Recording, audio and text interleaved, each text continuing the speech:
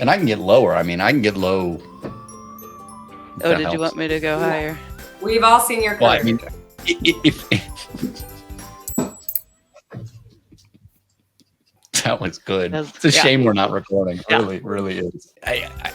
I'm trying to think of what I want to say, but I always default to the same hello and welcome, and it's just going to come out that way. It feels. What about a hey, hey, hey, hey, hey, hey? No, don't do not just anything but that. Howdy. Hello and.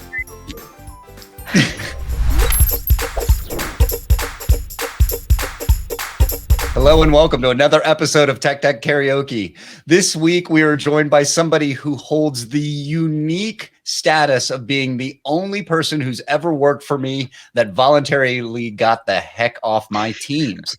Welcome, Lauren. Please introduce yourself to the audience. Well, thank you, Joe. Thank you. You know, I didn't leave because of you. That would never be the case. You gave me, honestly, my first opportunity into vendor world. So for that, I'll always be grateful. Oh, well, we appreciate it. Would you give us a little background on kind of on what you do now, where your expertise lies? Sure. So I am the head of product marketing and growth at a company called Men&Mice. We're based in Iceland, right there in Reykjavik. I'm working on my Icelandic R. But basically I do, the product marketing things like figuring out go-to-market strategies, but then the growth things as well, where I try to align all of our teams, sales, marketing, customer success, product, in order to kind of get all the ships heading in the same direction and have, cross-functional goals and things like that, where we're actually helping each other out and sharing the same messaging. I love that. And so are you all over there at Men&Mice building out the best laid plans? Is that the goal there? Always best laid plans, I start every January with best laid plans and then we see what happens, but it's been a lot of fun. Excellent. And Sabrina, you are here as well also, I guess. Yes, I am, Joe. And you're welcome for it. I have a good feeling about this one. This might be your first win, Joe. You never know. So it would be great. Occasionally a guy would like to get a win, but we'll see. The best laid plans, right? I'm holding my breath for you. It's going to be amazing. Yes. I appreciate it. So can you both confirm, Sabrina as our impartial judge and Lauren as our guest, that I have had no preparation on the material we will be covering. I have not seen the slide deck and you have not given me any hints as to what I'm supposed to sound like an expert on. That is absolutely correct. I just sent the deck a couple minutes ago. Yes, that's correct. All right. Well, then with that level of preparation and rehearsal, are we ready to do this thing? I say we go for it. We are joined today by Lauren Malhoit, but I am Joe Onisick, and Lauren is the head of growth and product marketing. I am not the head of growth and product marketing. We are going to be talking about some things that we will find out, starting with slide number 2. When you're looking at what is being delivered by Men&Mice, it starts with a vision, right? We always have to start with a vision. Where are we going? Where are we taking this? What is the thing we're really trying to accomplish? Otherwise, we're building widgets for widgets' sakes and installing widgets for widgets' sake, and that doesn't really help anybody do anything. So in this case, the thing we're making simple and easy is to manage DNS, DHCP, and IPAM, or IP address management.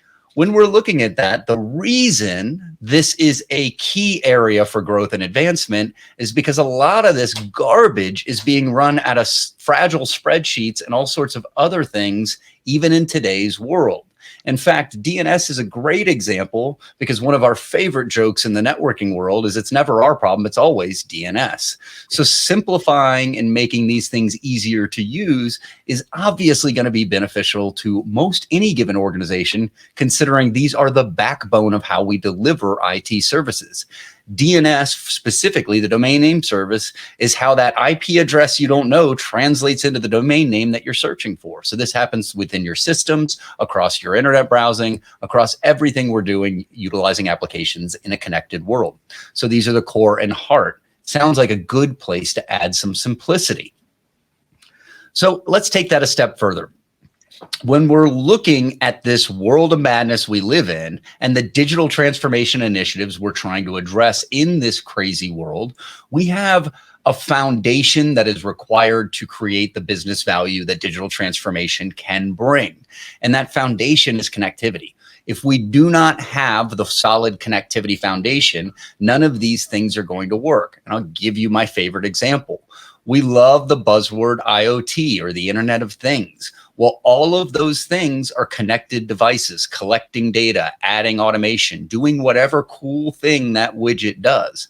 Well, they don't work in isolation. So if I can't connect them back and ensure effective connectivity and effective uptime, then I can't digitally transform a darn thing. So under all of that, we need a stable connectivity core that's based on the base connectivity, which we can call ping. We need the ability to connect through and to multi-cloud environments and or that new worthless buzzword of supercloud. We need to be able to connect these securely. So using things like secure access, secure edge, or that new Gartner term of SSE, that's just a reinvention of a wheel that didn't need to be reinvented. We need to be able to deliver the future of the industry and buzzword that with Utility 2.0 and 4.0 to be able to make these business initiatives happen. So if I retract my rambling BS, what I'm saying here is that to truly transform any business process, we need the connectivity to the things that enable that, whether it be data, whether it be sensors, whether it be our environments where we run these applications and workloads in any one cool buzzword you like, from serverless through Kubernetes and containers down through instances, virtual machines, or physical machines. So if this is where we're going, we need to start reining in this madness. And one of the places to focus is going to be where there's a lot of fragility and complexity by simplifying the things we talked about on the last slide, things like IPAM and DNS. What does this mean for your IT teams? Well, it's two things. One, you're under the gun, right? This means that you have to be able to deliver new things with probably the same budget, the same staff, and the same amount of hours in the day. So that is difficult. But you also have to be able to deliver it in a stable way that doesn't add complexity, fragility, and security gaps. So when you can build in simple tools for the mundane, like being able to elegantly manage your DNS, your IP address management, and the rest, you're going to be able to enable the business in the way you're being asked to without pulling all your hair out and dying of a heart attack at 22. When we look at this from the perspective of a big funky wheel with a slide title of rip and replace cycle, what are we looking at? We've got the rip side of our cycle and we've got the replace side of our cycle. So as we're moving through this continuum, to plug the company I work at, we start with things like a proof of concept. Will this idea work? Let me create a hypothesis, build a test case around that hypothesis, and then run a proof of concept. Then we move through planning. We go into looking at our risk. We go into how are we going to onboard this solution? And in most cases, we do very little work in this how are we going to onboard this solution. We pay a lot more attention to how much we're going to pay for it, and then we just onboard it poorly. So get out of that habit because it will help you. Then we're looking at, as we bring these new things together, how are concepts like data gravity going to apply? Where's my data going to sit? Who's going to need to access it? What's going to need to access it? And how much am I going to pay to access it thanks to things like cloud provider egress charges? Then we're looking at how we can upskill and handle our operational model. Where's my skills? Who's going to need to be upskilled? What am I going to need to hire? Moving into how can I retrofit? What's the process? How hung on to my technical debt am I? Am I Mr. Sunk Cost Fallacy, where I love to throw good money at bad problems? Or am I going to actually move my company forward? And then finally, we got to get into that idea of customer experience and deadlines. Within this, things like DNS and IPAM and DHCP are always coming into play. And if those things aren't automated, if those things aren't working in a simplified fashion, if those things are fragile, then every single component that you're looking at here becomes really complex because the underlying baseline functions that you require aren't being handled elegantly. So when we take a look at this, what are we really looking at? We're looking at the ability to look at these services, DNS, DHCP, and IPAM, from a global view, regardless of where I may be utilizing them. So in a world where I might be moving to cloud for the first time and I'm going AWS because that's what I've chosen, I know that there's a chance that I'm still going to maintain on-premises infrastructure for the next 300 to 500 years. I know that I might expand out into Azure or into OCI or into Google Cloud or into some no-name cloud that won't be around in 6 weeks. I might choose to do that because I'm Joe. How do I look at the global assets that I require, DNS addressing, DHCP addresses, and IP addresses, so that I've got a consistent view across this complex environment with multiple connection points? How do I make sure that my users are getting the connectivity to the applications? How do I make sure my services, machines, and devices are getting that same connectivity? And how am I looking at how I can automate this or take it a level further and tie the provisioning of these fundamental required assets like IP addresses into my DevOps cycle to be able to create a more agile software development environment or even software adoption environment? So that is just scratching the surface of what Men&Mice can do. And if you want to find out more, they're going to make it extremely accessible to you. You've got 2 links here where you can go kick these tires, take a look and see what are all the things that Joe randomly babbled about when they're talked about by an actual expert in a way I can really understand. Thank you very much. So without knowing the specifics of our product, I want to say it was like 100% accurate. Oh, Lauren, I forgot to give you the disclaimer at the top. This is a Joe bashing show. So I know, but it's hilarious that I have to admit, I've always admired Joe's ability to do these things. It's the one thing that I took away. Yeah, every time. Yesterday, I had the urge. I'm like, I should probably at least go to Men&Mice's website and get a slight idea of what they do. Mm-hmm. And I'm like, no, that is cheating, and my integrity matters. So the fact that you do DNS and IPAM, I'm like, I wasn't 100% sure of even that level. I thought about taking that slide out because I was like, because we don't mention DDI anywhere else until like the very end, and so it could be real interesting to just see what you thought we did. But that was fun. That was fun. I do want to tell the story of I already told it off the air, but Joe had some words of wisdom for me when I first started working for him. This was 10 years ago, I guess now, Joe. 2013, ACI had just launched, and 3 months into my being on your team, you said to me, Lauren, your content's great. Your slides, the storytelling is fantastic. But the way the slides look, it's as if, I don't know, how do I phrase it? It's as if you had just defecated. Oh, okay. You took a big shit on the slide and just handed it over to me. So, I've been working on it ever since, but this is like a personal win for me to make you present my slides, I love it. I love it because it's a good deck, right? And one of the things that will always help me in these shows is if the deck has a fairly linear flow and it's giving the information without like just throwing 1,000 things at every slide. And you've gotten really good at that. So I love and appreciate it. And it's one of the things I think we lose as technical people or undervalue as technical people. When you're presenting, there are several things that are always going to come into the outcome, the total outcome. And one of them is going to be like your energy and charisma and communication skills. One of them is definitely the core and foundation is your technical knowledge and relevance of the thing you're talking about. And the third is going to be all of the props and tools you use to present, like slides. So you can have terrible slides, and you can see great presenters use terrible slides to give great presentations, but they're working harder because they're working against that component. Yeah, I think that is really fair. And I will say, you're the one who kind of really started me on my path presenting and things like that. To be serious, Joe gave me the advice. Okay, I had to sit and do a presentation for Joe, which is the most awkward thing in the entire world. Not just because it's Joe, but like you're just presenting to one person in the room, which is just horrible. And then he's like, okay, now do it without ever looking at your slides.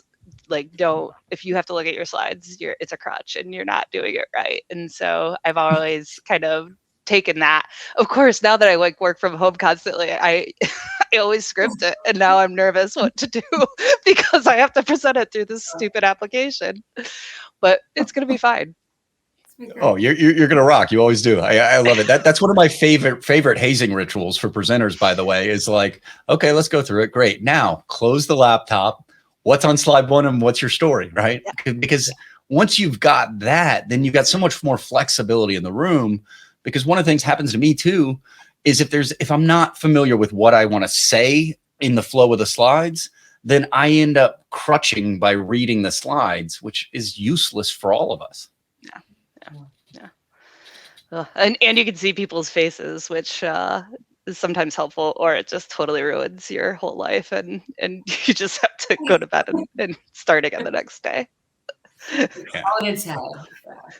I have definitely stood in front of rooms like in like executive briefing type level where I'm talking for 3 minutes and I'm watching their faces and I'm like, I have lost my audience. They are no longer here with me. This isn't going well. Yeah. You know what? Farming sounds good. Buying a ranch. Yeah. And so now I deal with cattle. They don't get a choice. It's great. All right, Sabrina. So what were your takeaways from what I would say is probably the most brilliant presentation of that material ever done? Oh, gee. Well, first of all, let's give Lauren a chance to really show you how it's done. But you did okay. I mean, you didn't throw up. You didn't run out of the room crying again. So I think it's a win, a small win in the Joe Onasek camp. But I'm very curious to see Lauren do it right.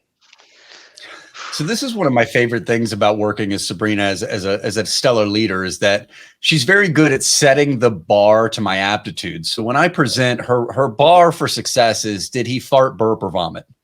Yeah. Or cry. And you didn't. So way to go. You did good. Yeah. Knocking it out of the park. All right, Lauren, show me how it's done, please. Now we'll see if I cry when I leave the room. So thanks everyone for joining. I'm Lauren Malhoit. I'm the head of growth and product marketing for Men&Mice. I do want to just take a second to talk about our company vision because I think it's really thoughtful, but it's something that we apply everything that we do to, right? Make it simple and easy to manage DNS, DHCP, and IPAM. Some things can be simple, they can't be easy, and vice versa, right? But I want to talk about how we're going to help you do both in your DDI environment.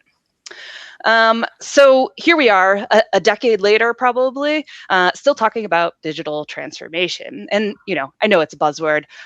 In fact, it's a lot of buzzwords. It is the future of connectivity. It is multi-cloud and super cloud, SASE, SSE, the future of whatever industry, insert industry here, industry 4.0, utility 2.0. But all of these buzzwords truly are just under that digital transformation umbrella. And companies really are pursuing this.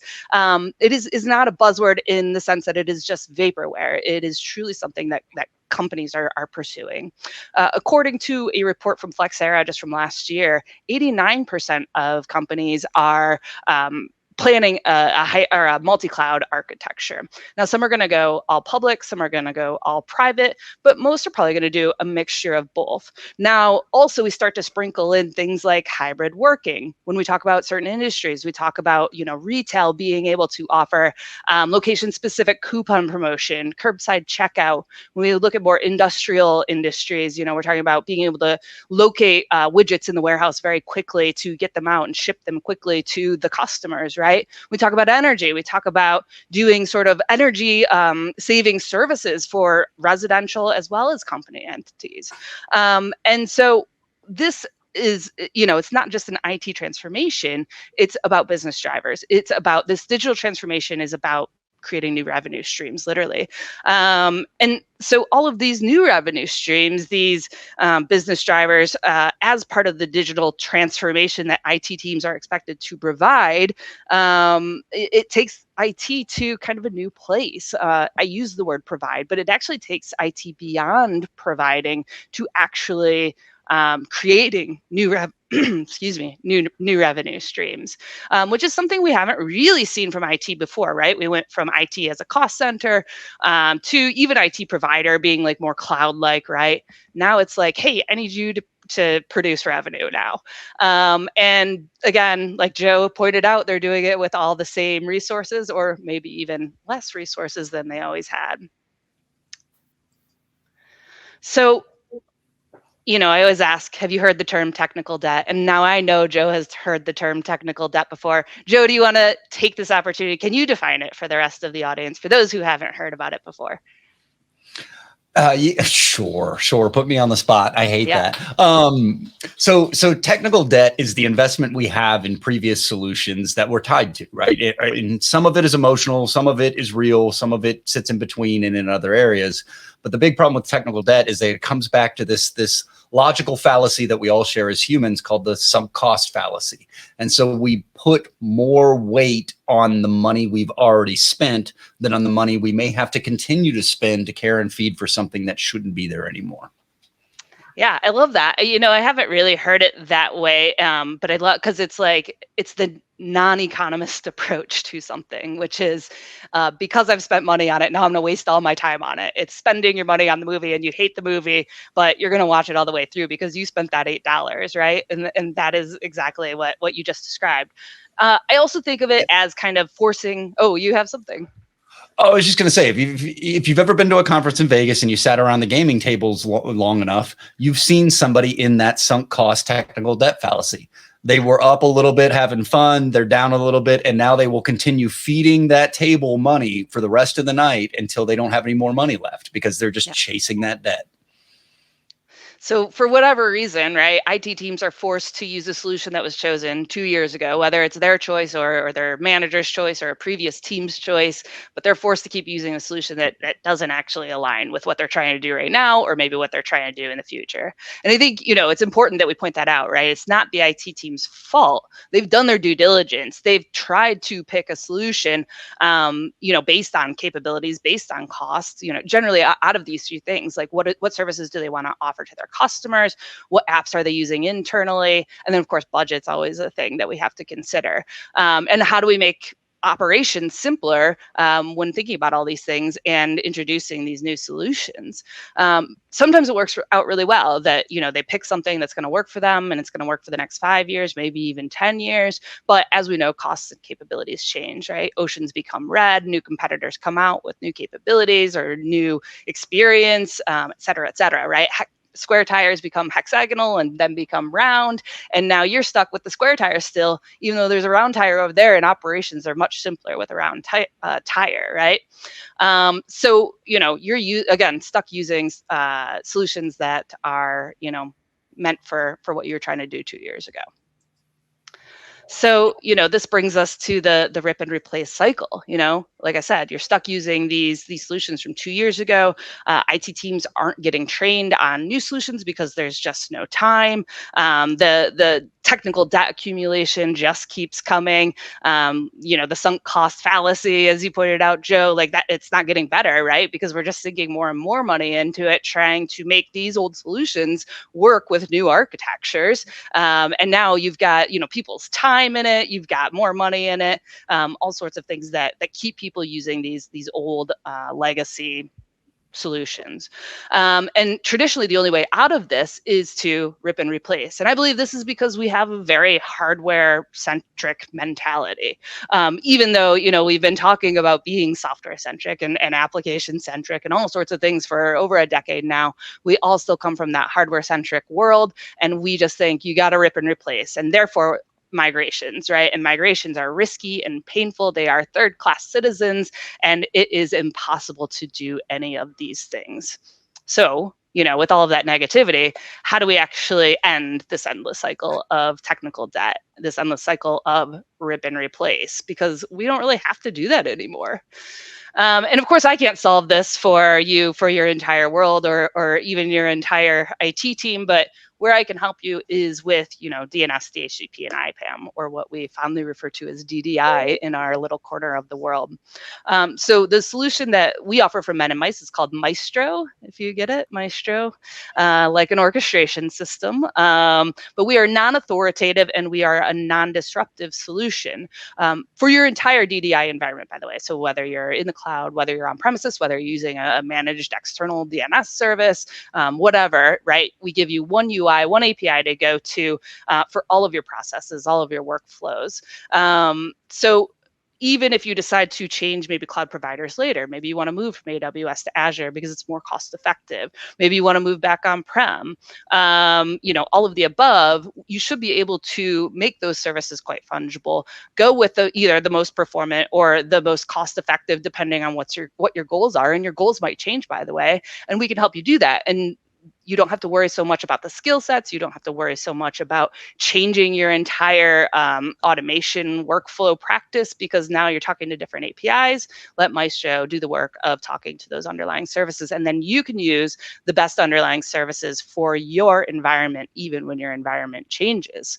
And by the way, we'll also manage your current DDI solution while you figure out how to migrate away from them, right, to us. So again, it's very much that abstraction, which I believe is the simplest way to kind of conquer the management problem of multi-cloud. I also want to mention that Maestro was built with modern architectures in mind. So instead of requiring resource-hungry hardware or software appliances to scale, or even just to set up from the get-go, Maestro just connects to the right services for your environment. And so you can avoid some of that financial burden that comes with those resource costs. So just to give you a hard and fast example, there are open, like publicly available calculators out there where you can go to our competitors and see what it costs just to deploy their appliances in the cloud. Now, if you were to deploy 2 large appliances from one of our competitors, it would cost you $50,000 a year just in resource costs alone. Not even talking about licensing or anything like that. It's literally just CPU, storage, memory, $50,000, and that's just for one redundant pair. You don't have to deal with any of that with us because we just connect to the native service, and then you're off to the races. So with all of that being said, I would love to encourage you all to go just download the free trial, check it out for yourself on our YouTube playlist. We have a YouTube playlist that will show you how to deploy Maestro in under a half hour. And by the way, you can deploy it on Windows, on Linux, in the cloud. We're very flexible in the way that you can deploy it because we believe, again, that we should come to your environment rather than you having to come to us. So check that out and reach out with any questions. And see, Joe, that's how it's done. There you go. Now you know, Joe. Now you know. Lauren, I'm floored. Like just not surprised in any way, but just floored. What brilliant presentation. You're engaging, you're enthusiastic. You love what you're talking about and the product, so it's shining through. Like, very, very well done. The value prop, the analogies to make sure people are understanding. I loved it. I love the fact that the company is thinking about the adoption of the product and the ease of transition into it, because so many don't, right? Like there's so many products that it's brilliant, but to get your brilliance, I got to go through all this pain because you don't care about my operations, and you're skipping that. That's awesome. Yeah, that's great to hear that comes through, because onboarding, I think, just in general, whatever company you're working for, any sort of onboarding is like 70% of the battle. It's marketing, it's everything. So I love to hear that. Was there anything that surprised you that I went like a different way than you? Well, so the big one that you definitely took a different way because you knew your intent with it was that revolving cycle of rip and replace. Like you had a thorough story that went through that. I just BS'd some random babble to it, but that was a big piece. I really liked the story after it came out. I'm like, oh, that makes so much more sense than what I said. No, that's fair. That's fair. You didn't know. No. Great. Sabrina, what were your thoughts on that? I mean, that's not even a fair comparison, Joe. I'm going to be very delicate because I know there's egos at play here. But I think that, Lauren, you nailed it, of course, But I like you said, Joe, it was the enthusiasm, the excitement, knowing that obviously adoption is not a big, it seems almost like an afterthought most of the time, maybe is the best way to say it. But just kind of walking us through the story, walking us through the value. Joe, like the little Continuum wheel, that was a pretty funny track to see you go down. That was kind of fun. I thought you were going to harp a little bit more on data gravity because you're so into the conversation right now. So I was surprised not to hear you say more around that. But yeah, hands down, without a question, Lauren wins this one. Joe, I had high hopes. To be fair, I had really high hopes for you today. I thought, well, you've got a button down on, your beard looks shorter. I thought, wow, he's really coming together, but nope. Well, you know what I can do with this, right? Because my ego is important to me, right? So I will take the typical US corporate leadership stance and say, all of Lauren's success is my fault because she once worked for me. Yeah, I knew it was coming. I knew it was coming. Yeah, I would love to share, how I got hired by Joe is that I answered a tweet from him that said, do you want to work for an Apple and make sure money? And I said, yeah, sign me up. I would. Let's do this. That is a true story. I do not believe in expensive recruiting, and I do believe in honesty. So I figured if anyone's going to answer that tweet, they're gonna gel on this team. And here we are 10 years later, Lauren. Is it everything you hoped it would be? It is in a lot of ways. It's allowed me to kind of complete that, give a good presentation to Joe. Some of my ego was repaired here. But also it was a lot of fun. I really appreciate you all having me on. This is great. I'm so glad you reached out to and gave Joe a hard time. There was one little slip up where you said he did a good job. I'm going to talk to post production and see if we can get that cut out. But other than that, yeah, true pleasure. I would probably just consider that some sort of like carryover Stockholm syndrome from having worked for me. She was complimenting me, still in that frame of like, yeah, he's my boss, but I'm not anymore. You don't have to say it. That's fair. And if you want me to do some voiceover work or something afterward, just kind of correct that real quick. Right. I'm sure. Right. We'll do like some terrible dubbing where you're saying that's great, but the voiceover will be like, Joe, why are you so bad at this? It'll be great. It's not my voice. It's like Julia or something. Yeah. You have to use the same dubbing mechanisms they use to take obscure Japanese anime and dub it into US English, where like nothing quite matches up, but at least you get to hear it in English. Yeah. That's exactly what I was envisioning. Yeah. We'll have to figure that out somehow. So thank you, Lauren, for that idea. We'll work it out in post-production. That'll be great. Yeah. That sounds great. I'm so sorry again to have failed on that part. Yeah. Right. Every time it's crazy. Every time I say, please, we're trying not to compliment Joe every time. But I am glad to hear that, after all these years, he still kind of has it, I think the root of the compliments really comes from the fact that like I moved my life into the middle of nowhere into a log home. So they're kind of figuring, let's give him a compliment just in case he's that mail bomber type. Like that just to play it safe, right? Yeah. Sure. Well, and as a human, I worry about you as a human, Joe, like not your personality, but you as a human being. I don't want you to do, you're out alone. I don't want you to feel good as we go into the weekend here, make good decisions. I like that because it's a smart way to look at it. You're like, if we abstract all the you parts of Joe, like all the Joe parts of Joe, underneath all the Joe, there is a human. Yeah. Flesh and bone. Right. We're sure of it.